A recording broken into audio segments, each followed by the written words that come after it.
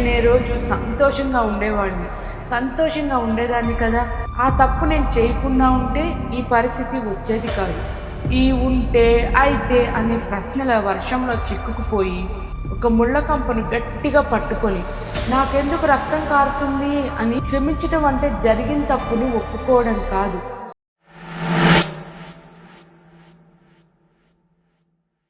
గతం అనే బరువుని దించి వర్తమానంలో స్వేచ్ఛగా జీవించటం ఎలా? అందరికీ నమస్కారం. వెల్కమ్ టు అన్స్టాపబుల్ ఉమెన్ జీవన గమనం పాడ్కాస్ట్. ఒక బరువైన సంచిని మీ భుజాలపై నిరంతరం మోస్తున్నట్టు ఎప్పుడైనా అనిపించిందా?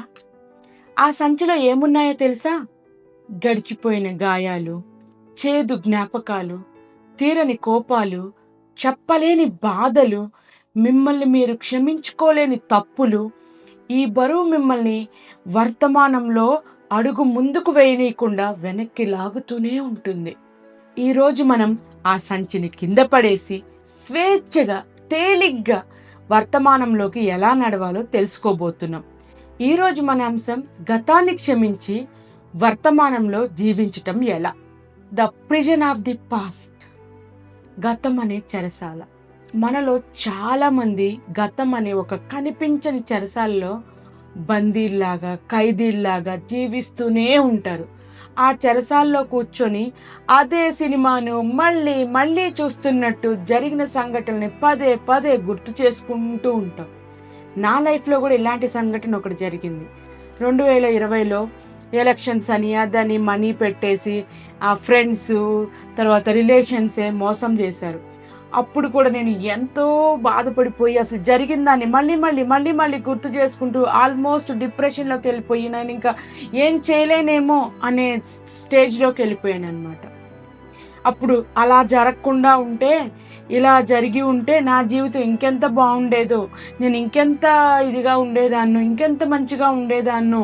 వాళ్ళు నన్ను అలా మోసం చేయకుండా ఉంటే నేను ఈరోజు ఇంకా సంతోషంగా ఉండేదాన్ని కదా, ఇంకా సంతోషంగా ఉండేవాడిని కదా. ఆ తప్పు నేను చేయకుండా ఉంటే ఈరోజు ఈ పరిస్థితి వచ్చేది కాదు కదా.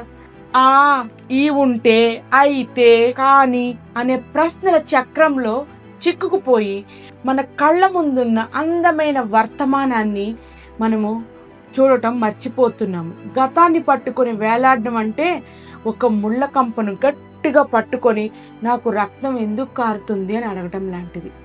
ఒక ముళ్ళ కంపను వదిలేయాల్సిన బాధ్యత మనదే. గతాన్ని మర్చిపోలేం, అది ఒక వాస్తవం.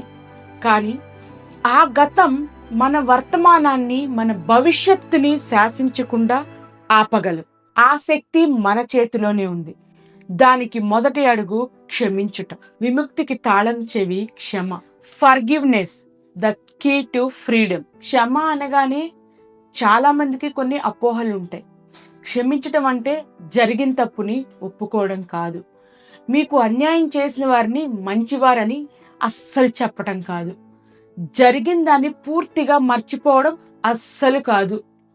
మరి క్షమించటం అంటే ఏంటి? క్షమించటం అంటే ఆ గాయం, ఆ సంఘటన మీ జీవితాన్ని ఇకపై శాసించడానికి మీరు అనుమతించకూడదు. దానికి అనుమతి లేదని మీకు మీరు ఇచ్చుకునే ఒక వాగ్దానం. దేనికైనా ఒక టైం లిమిట్ పెట్టుకోవాలి. దీనికి ఇంతే బాధపడతాను, ఇంతే అని ఆ టైం లిమిట్ తర్వాత దాని గురించి ఆలోచించడం మానేయాలి. క్షమ అనేది మీరు ఇతరులకు ఇచ్చేది కాదు, అది మీకు మీరు ఇచ్చుకునే అమూల్యమైన బహుమతి. అది మిమ్మల్ని గతం అనే బానిసత్వం నుండి విడిపించే స్వాతంత్ర్యం. మీరు ఇతరులనే కాదు, కొన్నిసార్లు మిమ్మల్ని మీరు క్షమించుకోవాల్సి ఉంటుంది.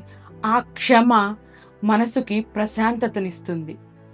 అదే ఆ క్షమ లేకుండా, ప్రశాంతం లేకుండా ఎన్నాళ్ళు మనం జీవిస్తాం? గతం నుండి వర్తమానంలోకి మనం ప్రయాణం చేయాలి కదా. The journey from past to present. ఈ ప్రయాణం అంత సులభం కాదు, కానీ అసాధ్యం అంతకన్నా కాదు. మీకు సహాయపడే కొన్ని శక్తివంతమైన మార్గాలు ఇక్కడున్నాయి. మీ బాధని అంగీకరించండి. Acknowledge your pain.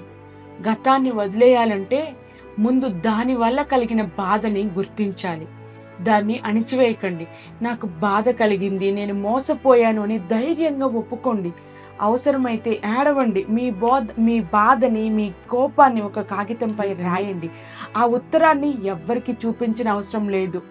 మీలో నీ భావోద్వేగాల్ని బయటికి పంపించడం చాలా ముఖ్యం. పంచుకోమన్నాము, ఒప్పుకోమన్నాం కదని ఎవరి ముందో ఒప్పుకోవాల్సిన అవసరం లేదు. నీ ఏకాంతంలో, నీ లోన్లీనెస్లో అప్పుడే మీ తప్పును ఒప్పుకోండి, మీ ఓటమిని ఒప్పుకోండి, మీ మోసాన్ని ఒప్పుకోండి, మీ గతాన్ని ఒప్పుకోండి. ఇది చాలా చాలా ముఖ్యం. పేపర్ మీద రాసేయండి అన్నీ.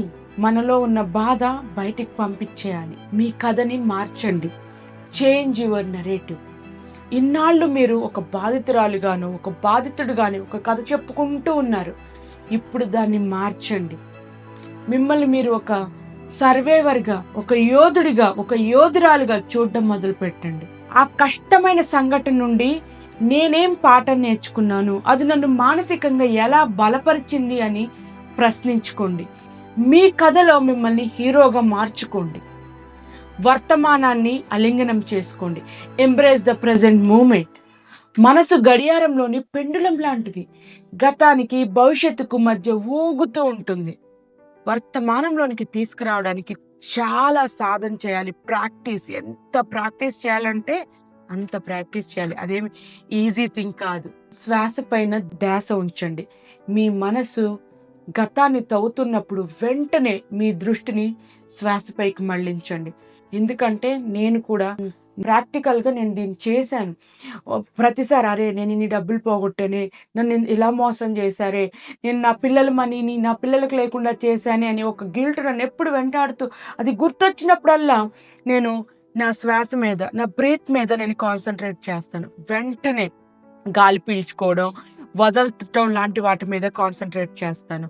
మీ ఇంద్రియాలన్నిటినీ వాడండి. మీరు టీ తాగుతున్నారు అనుకోండి, దాని రుచిని, వాసనని, వెచ్చదనాన్ని పూర్తిగా ఆస్వాదించండి.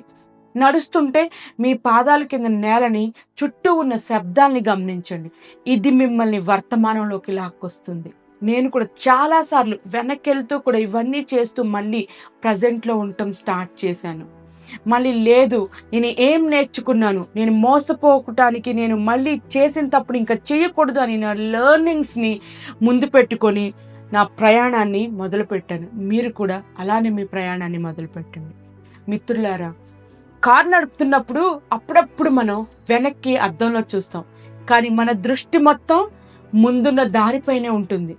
జీవితం కూడా అంతే. గతం నుంచి పాఠాలు నేర్చుకోవాలి, కానీ మన ప్రయాణం మాత్రం ఎప్పుడు ముందుకు సాగుతూనే ఉండాలి. గతం ఒక పాఠం అంతే, అది జీవితకాల శిక్ష కాకూడదు. గతం ఒక జ్ఞాపకం, అది మీ జీవితం కాదు. ఈరోజు ఇప్పుడే ఆ బరువైన సంచిని కింద పడేయండి. గతాన్ని క్షమించండి. మిమ్మల్ని మీరు క్షమించుకోండి. వర్తమానంలోకి లోతైన శ్వాస తీసుకొని వర్తమానంలోకి అడుగుపెట్టండి. ఇక్కడ ఈ క్షణం జీవించటం మొదలు పెట్టండి. మీ ఆనందం ఇక్కడే ఉంది. మీరు గతంలో ఉండిపోయి వర్తమానంలోకి బతకలేక, భవిష్యత్తులోకి వెళ్ళలేక బాధపడుతూ ఉంటారు. వదిలేయండి. మీ గతాన్ని వదిలేస్తేనే కదా మనం ప్రజెంట్లో ఉండి మనం చేస్తున్న వర్క్ పైన, మనం చేస్తున్న ఏదైతే ఇంపార్టెంట్ వర్క్స్ ఉంటాయో దాని మీద కాన్సన్ట్రేట్ చేయగలుగుతాం. ఎప్పుడు గతంలో ఉంటే ఇది పోద్ది, అది పోద్ది. దానివల్ల మనకు ఒరిగేది ఏముండదు. ఆల్రెడీ అది అయిపోయింది కాబట్టి. సో గతం మీద మనము కాన్సన్ట్రేట్ చేసి ముందుకెళ్తే అట్లీస్ట్ భవిష్యత్తులో అన్నా మనం అనుకునేది మనం సాధిస్తాము. గతాన్ని వదిలేసి మీ ప్రయాణంలో మీరు ఎదుర్కొన్న అతిపెద్ద సవాల్ ఏంటి? దాన్ని మీరు ఎలా అధిగమించారు? మీ అనుభవాల్ని కమెంట్స్ రూపంలో మాతో పంచుకోండి. మరో ముఖ్యమైన అంశంతో మళ్ళీ కలుద్దాం. అప్పటి వరకు వర్తమానంలో ఆనందంగా జీవించండి. అందరికీ నమస్కారం. Thank you. ఆ వీడియో మీకు నచ్చినట్లయితే మీ ఫ్రెండ్స్ తోటి, మీ రిలేషన్స్ తోటి మీరు షేర్ చేయండి, సబ్స్క్రైబ్ చేయండి, లైక్ చేయండి.